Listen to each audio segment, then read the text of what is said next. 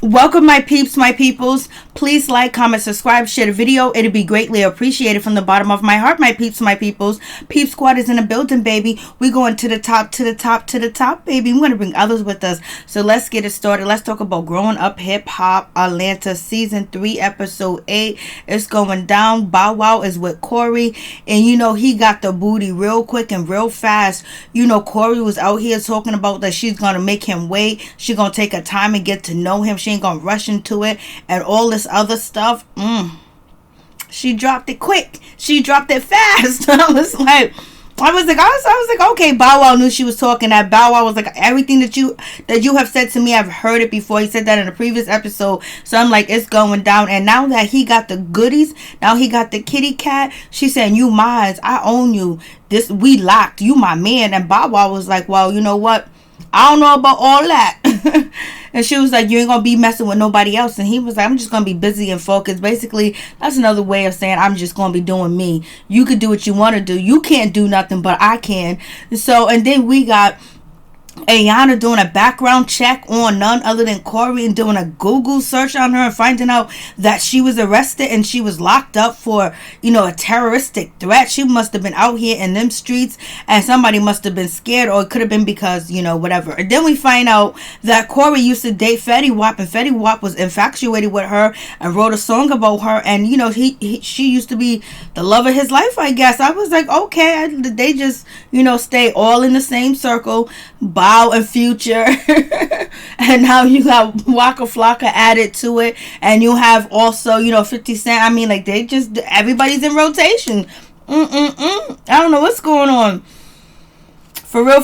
So let's get into it. And then Deb and the Brat was feeling one thing. Deb was like, what you talking about your brand? What brand do you have, Remarkable? Like, do millions of people know you?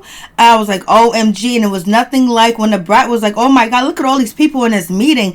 She's like, we got the nail tech, we got the stylist, we got makeup artists, we got everybody in this building. Like, she was like shocked. She's like, I thought it was just gonna be Remarkable and one other person. I was like, Then Remarkable, she's crying and everything. Like, why was she crying? Was she crying because she felt like the relationship was over between her and Deb? Was she crying because she felt guilty? She felt like she wasn't humble? Or was she crying because she felt like she made a mistake? Or was she crying because she realizing the industry don't play no games? I don't know what's going on with the situation. For real, just like for real. I was like, damn, Remarkable, Mrs. Eazy-E's daughter's in the building. But, Remarkable mother, said not to really work with the Brat or the Deb. And she said that they're just using you for your name. And her mom did not want her to be bothered with the Brat or to be bothered with, Miss Deb. Like, she felt a certain type of way to have her daughter working with them. She was like, they gonna use you, chew you up, and spit you out, baby. And we heard Brat talking about, like, she wants this boot camp to work. I don't blame her. Help some of these artists too as well. But she was talking about a car, pay some bills, pay some taxes or whatever. So maybe Remarkable dodge a bullet. I don't know. It seems like Deb and, the Brat are actually trying to start like a JD production, because, JD has a show too as well. So it is what it is. And but Remarkable felt like she was too big for auditioning, but she can be in a boot camp. But when she was too big to audition, that don't make no sense. Like, if you okay to go to the boot camp, right, and it's not gonna hurt your brand, if you're gonna be in that boot camp, so the same boot camp that you in, you auditioning for to get in, so how could it hurt your brand? So basically, Remarkable did not want to audition. She said she has songs with Grammy award winning artists and stuff like that. Like, we ain't heard it. I ain't heard it. I'm gonna be honest with you. The music is not really being fair either. The 2 songs or the 3 songs that we heard from Remarkable on this season, none of them songs trump, they don't even sound better than Tammy's song. So it seems like Remarkable needs to be working with Deb, so Deb can get her to work with, Waka Flocka, because he's doing miracles for Tammy and her voice. I don't know what's going on with this situation, but Tammy she can't sing. So it is what it is with that situation. I'm like, okay, let's get into it.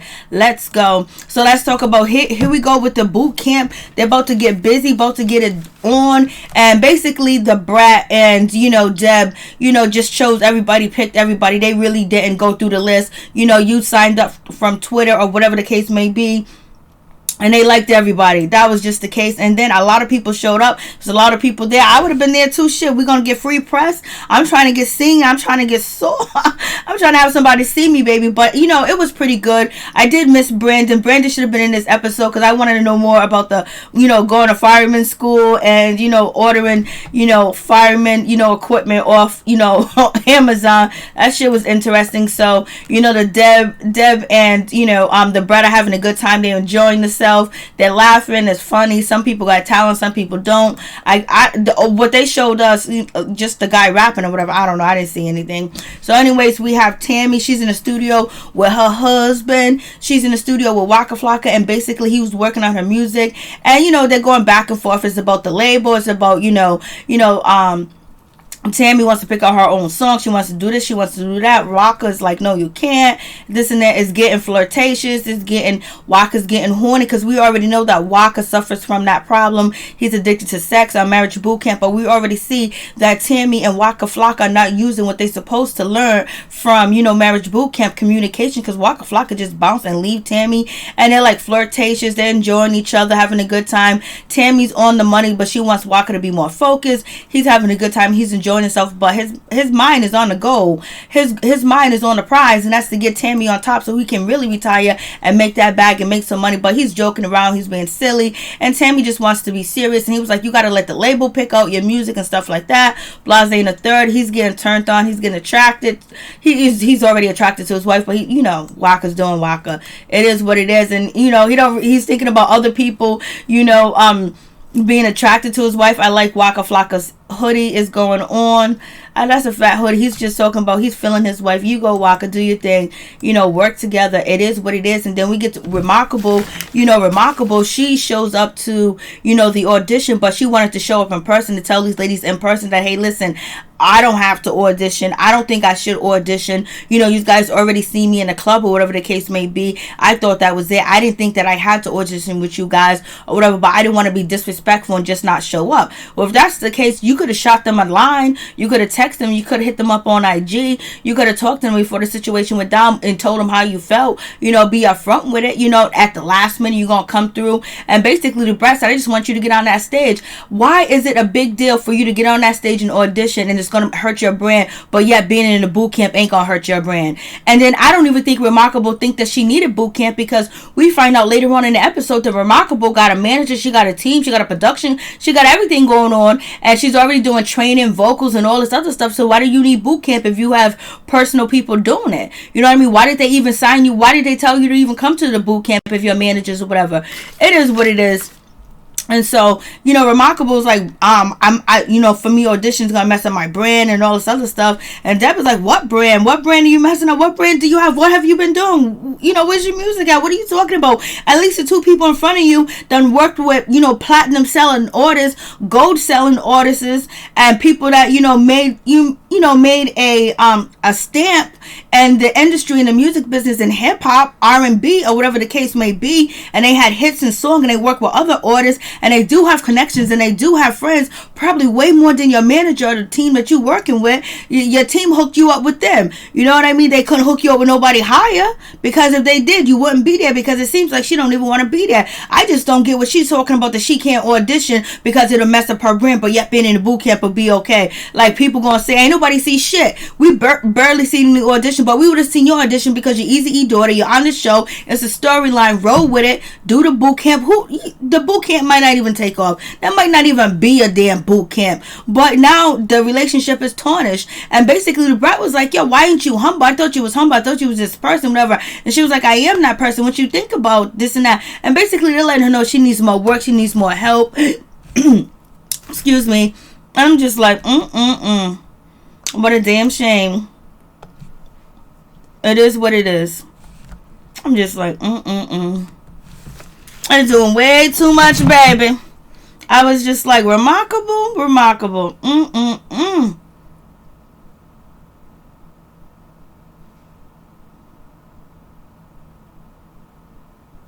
I hate when that happens, when the light comes on me and it looks like something's different. So anyways, Remarkable was like, I didn't think I had to do this. You know, I'm just showing you out of respect. Blase and the third, I don't know why I have to do all this other stuff. I was like, girl, you doing way too much. You could have just been a no-show. Told him you was sick. Told him, oh, I thought I didn't supposed to be there. But her excuse is, I thought it was going to hurt my brand and I didn't think I had. If you was going to go to boot camp, if you was agreeing to go to boot camp, what's wrong with auditioning? You already a shoe-in. You were just going to be performing on the stage just to show them what you got, show them how better you got since then. There's a storyline on the show. It's something that they can talk about. But now it would have been more positive than negative. Now this is negative unless, you know, your management is not comfortable with you, you know, performing because they don't think that you're ready yet to be out there on a syndicated show and, you know, doing your thing. Or whatever the case may be. So, okay, Remarkable. I was feeling you, your story, your hardship and everything, but it is what it is. A hard head make a soft ass, and you gotta learn your own. You gotta learn. That's it. And it might be a good decision for you. It might be a bad decision for you. But in life, we choose a path, and you chose a path. You chose a way to go, and you felt like the way that you felt, and you know you rocking with it. So you don't know into the future if it was a good decision or a bad decision, because how does it make you look to the public or anybody that was watching the show is looking at you or whatever? You do got talent, but yes, you do need work. And so we get on to, you know, Shania. She's about to turn 21. She's about to be grown, and she's about to be drinking and having a good time. And I learned that she was still with Willie. I was questioning. I was like, she hasn't mentioned Willie yet. So she's still with Willie. Willie's a nice kid, and she's still with him. She's in school. He's in school. They're both in college doing a damn thing. You know, Shania's a good girl. You know, it is what it is. I like her character. I like her personality. Basically, she tried to be cool and be nice and not get into the drama. And she ain't telling all her business. And, you know, but, you know, her father's Jermaine Dupri, so she ain't got nothing to worry about. She's over here doing a photo shoot for her birthday party to pass out flyers. So, you know, she ain't got shit to worry about. You know what I'm saying? And then she got makeup artists. She got, you know, fashion. She got everything going on. So she's doing a damn thing. It is what it is. You go, girl. So we get to none other than Ayana. Ayana's telling a story like, let me tell you about Brandon, girl. He lied. He ain't no good. You ain't gonna see him no more. He ain't gonna be around the family no more. He has been vacated. He's been voted out. He's been repelled. And Waka Flocka was gonna whip him a new one. And so I'm so glad I gotta hear about Brandon no more. And she was like, did you believe Brandon was a fireman? Did he tell you the story? And Shania was like, damn. Shania's like, damn, that's so sad. That's so pathetic. And I feel sorry for him that he came on national TV and embarrassed himself. And I was hoping he was telling the truth. Even though I was having that conversation with him, it sounded like he was lying. But you know what? I was hoping for the best for him. But it is what it is. And she's just like, damn. You know, it's an L. He took that L, but it's an entertaining L. And so then, you know, Ayana was like, Bow Wow got a new girlfriend and you follow her, you know, Shania. Shania was like, I do. Shania was like, I thought she was really pretty. That's why I follow her. And so, you know, Ayana was like, you didn't know what was going on. Bow's been posting her and everything. That's his new boo or whatever the case may be. And so Ayana is just like, you know, Bow Wow has a type, light skin, long hair, and big booty. And that's the only time he picks all the type of same girls. He always makes the same mistakes.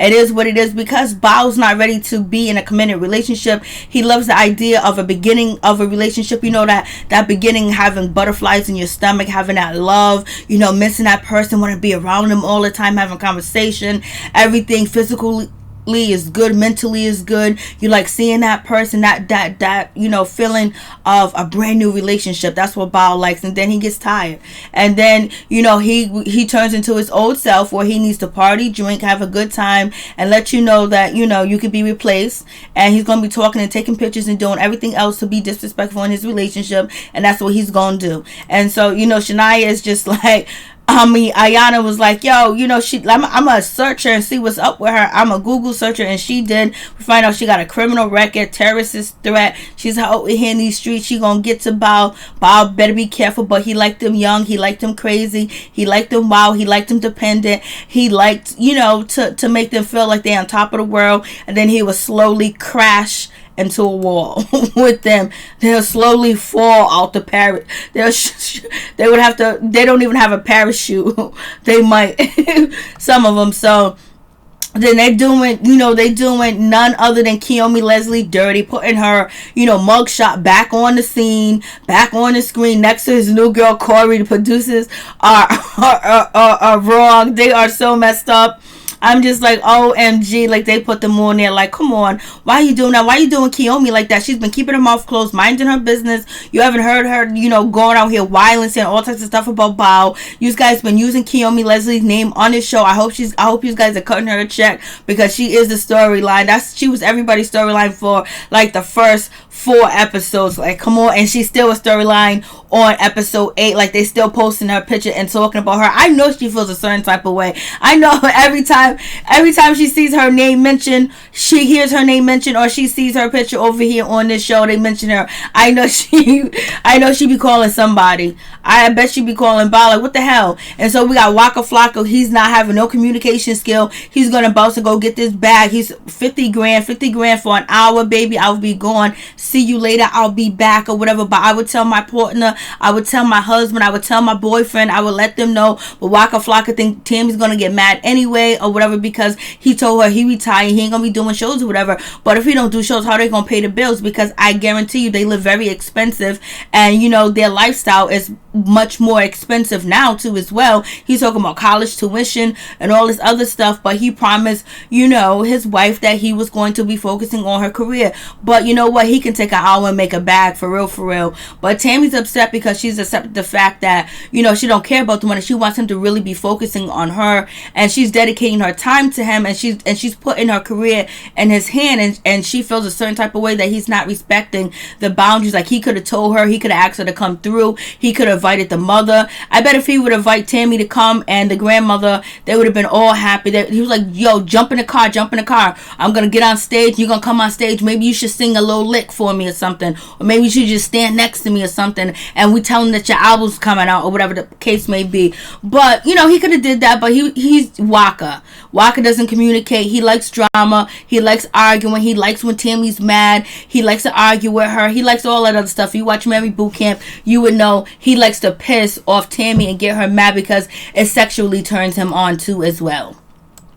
And he's immature, but he's happy. I like Waka Flocka's hair here. His reds are all curly and cute. His skin look beautiful in this picture. Let me tell you what's going on. But Waka's lying, and he's gonna think he's gonna get away with it. But Tammy's gonna catch him, and he knows that he's glutton for punishment. But he's looking for that punishment because he likes it. So it is what it is. And it was nice to go down memory lane with Bow Wow and Shania and JD, basically. And Bow Wow talks about his relationship, knowing Shania ever since she was little, Blase the third. Shania goes to see Bow Wow to let him know that she's partying, she's drinking, she's 21, she's gonna be chilling with Willie, she's gonna be twerking. Bow Wow's like, I don't want to hear it. Nope, not that. If I see you twerking, I'm gonna stop you, baby girl. And she was like, yeah, whatever, but let me tell you, Bow, you need to start making some good decisions. You need to be wise and care about yourself. This girl has a criminal record. She's already in your house. You just had a situation, with Kiyomi Leslie. You need to take a break. You need to relax. Like, she's your girl. What's going on? Bow Wow's lying to everybody like this girl don't mean nothing. She don't mean nothing right now, but she's gonna mean something in the future, and they know what's gonna happen. He's gonna break her heart and hurt her, and she's gonna be upset. And that's what he gonna do. Bow's gonna be Bow. And I don't know why these women think that they can change him. He ain't gonna be changed. He has to change himself. And first of all, if you give it to him really quick, fast, and easy, especially Bow when he gets it so quick, fast, and easy, and when you tell him, when Korey was like, you never met a girl like me, and I'm different, I'm this and that, you're gonna have to wait for this punani, and you're gonna have to do this. Girl, she didn't do nothing. She just laid in the bed and opened her legs like, this is my next pit stop after Fetty Wap. So Shania is trying to be honest with Bao and just tell him, she telling him some real shit. And Bao has real people. He had Snoop Dogg, he had T.I., he had, some other people. It was a bunch of people trying to sit down and talk to, Bow Wow, do an intervention with him. You guys can check out my playlist and what's going on playlist, and you'll catch up with Bow and what he's been doing. Especially Bow's been out here talking crap about Wendy Williams too as well. Bow's been out here talking about Sierra too as well. He's been out here doing a damn thing. And basically, Shania is just trying to tell him, be wise, man. You're a grown man. Then we get to Remarkable. She actually looks pretty. She always looks pretty, but I like this outfit. I like this color on her. You know, she seems so innocent and so nice, but I think she got a lot of people in her ear, a lot of people in her head. You know, a lot of people saying, you're on this show, you're gonna blow up, everything's gonna happen, you're gonna be the next Cardi B, because Cardi B was on Love and Hip Hop. You know, so many people saying things, or some people saying don't trust them, or whatever the case may be. And so she's torn between two different worlds or whatever. It's not like she's broke, it's not like she's starving, but she damn sure want to live a lot better, and she wants to make the right decisions, but she needs to follow her heart and follow her intuition and her mind too as well, and make sure she has the right people working around her. She needs to do some spiritual healing, baby. And so she's sitting over here talking to Bow Wow's boy right here. Let me tell you, this young man right here, he is the most smartest, intelligent man on this show. He has a brain. He's sensible. He's knowledgeable. He's wise too as well. He knows how to treat people, how people are going to react. He knows how to stop situations before they get there. He knows how to help people. He knows how to be courteous to people too as well. He's respectful. He's honest, and he's real. And I mean, like, Bow, you need to really listen to this dude. This dude got it going on. If anything, he should be a part of that boot camp, because he's a real genuine humble dude, and he's really trying to talk to Remarkable, like, maybe you're making a bad decision by turning down, you know, the Brat and Deb, because maybe they could really help you and they can build you and be a family with you too as well. But it's an opportunity. You just don't want to start off, you know, basically, you know, he doesn't see the big idea, like, how's it going to hurt your brand. And basically she says it's going to hurt her brand because, you know, people that are Grammy Award artists or whatever doing songs with her, and they see her auditioning for a boot camp, they're going to, you know, be like, oh my god, who's that they already did the song with you, so who cares? And then on top of that, if you're going to be in a boot camp anyway, you're gonna naturally, you know, you're gonna audition for it or whatever, and it's a part of TV, like, so she's not getting it. But you know what? You live and you learn. We all make mistakes, and sometimes we learn from our mistakes, and sometimes we make great choices. Maybe she made a great choice. It is what it is. Now we get on to Korey. Korey's like, Bow, you done hit it. You done had it. You my man. We together. It's yours. I told you, once you have this cookie, you mine. You ain't gonna mess with nobody else and be with nobody else, right? You ain't gonna be having sex with nobody else or whatever. Bow was like, I'm just too busy. I'm too focused. And he didn't even answer you, girl. You should already know. So she's gonna be singing, I bust the windows out your car. Cause I think she bust the windows out of his G-Wagon. I think I did a story on that. So it is what it is. Bow's just sitting there like, whatever the case may be. It was funny when Shania, she went to, you know, Bow Wow's house, and she was like, what, Bow, you got people answering the door for you and things like that, which you got service around here, or whatever the case may be, in that condo, everybody's chilling or whatever in Bow Wow's house, and she's walking around in her lingerie with the cameras on, because she's trying to get some attention, she's trying to be seen, and she ain't really here for Bow Wow. She's just trying to make her shit pop, point blank, period. That was something Kiyomi was not doing at all. Kiyomi was in love, baby. And Bow Wow they both got intoxicated, and it went crazy. And so it is what it is. She asked Bow, is he going to be sleeping with anybody else, or, you know, getting any coochie, any fool-la-la for another woman? And he goes, I'm busy, I'm focused, I'm staying focused. Yep, And you got Tammy, she's mad, she's upset. She done found out that Waka Flocka's over there in LA. He ain't showing up to the studio. She's mad. She wants him to listen to music. She wants to cry. She wants to break up with him. She wants to leave him. She wants to lock him out the house, throw him out. She wants to do all that other stuff. And that's the shit that Waka Flocka likes. He likes all that aggression because he feels like he doesn't get enough attention from Tammy. So how he gets attention from her, or, you know, feels like that she loves him, is to get her upset and mad when she comes after him. That's what he said on Marriage Boot Camp. So it is what it is. And so moving on from that, Waka's back to smoking his blunts. He's on camera because on Marriage Boot Camp he was smoking like it was nobody's business. They were all tore up, especially Little Fizz. And so we have the situation, and basically Waka's like, it's 50 grand. But Waka did say something important. Once Tammy gets, you know, once she gets bigger, or way bigger than what she is now, and I can catapult her to a different level, and she just move up a couple of notches, then I could really retire. But I got to get this bag. And he's focusing on bringing her career, you know, so she can make that bag like he was making that bag, so he can actually retire and rest. But right now, 50 grand, 1 hour, I would have told her. He should have just told her and be like, baby, I got to do it. It is what it is. And so we get to the meeting with Remarkable. She's there with her manager, her team, or whatever. And basically, you know, She don't need boot camp. If she got all these people working for her, focusing on her career, she don't need boot camp. She don't need boot camp. And she got all these people. I don't know what they qualified to do. I don't know what their status, their background is, or what they do for her, or whatever. But if she got this whole team that's working for her, if they got money too, do they got money? Oh, I guess time is money. So it is what it is. And so the Brat was like walking in here, look, all these people, like, come on, I thought it was gonna be. They already felt like it was a certain type of way. The Brat and Dev felt a certain type of way, and they just felt really uncomfortable. And basically, they was like, what is going on? And then you have none other than Remarkable said, I would get up and hug you, but the table's too far. And Brat is like, yo, any other time you see us, you hug us, you kiss us. What's up with that? What's going on? Like, the table's too far. They're not feeling it. They're not feeling the energy. And then the manager, she's saying all the things that she said. She said Remarkable feels attacked. She feels like she was berated. She feels like, she was embarrassed and she was talked down on. She needs to be respected and all this other stuff like that. Remarkable, you can't speak for yourself. If that's the case, like we seeing some bullshit right here. We seeing some scariness. Like I didn't see them really disrespect you. Only thing, Deb was like, yo, what brand? Do you have 1 million people that know who you are? Do you have 1 million people? And you want everybody to know your name? This is what we're trying to do. Or whatever the case may be. So anyways, so the Brat was like, I didn't disrespect her. What are you talking about? Like, where are you coming from with that? And the Brat was like, yo, this is some bullshit. And then the manager was like, did you ever ask her what she's getting vocal training? She's getting singing lessons. She's getting this. She's getting that. They're like, well, you don't need it. You don't need it, baby. And so the Brat was like, this is some bullshit. This ain't Burger King, have it your way. And she was like, well, I thought she was humble and she doesn't sound or look humble. She was like a whole different person over there. It is what it is. And she came through with Brandon. And so Deb and then the Brat is not feeling this shit. They was like, yo, this is bullshit. This is fugazi.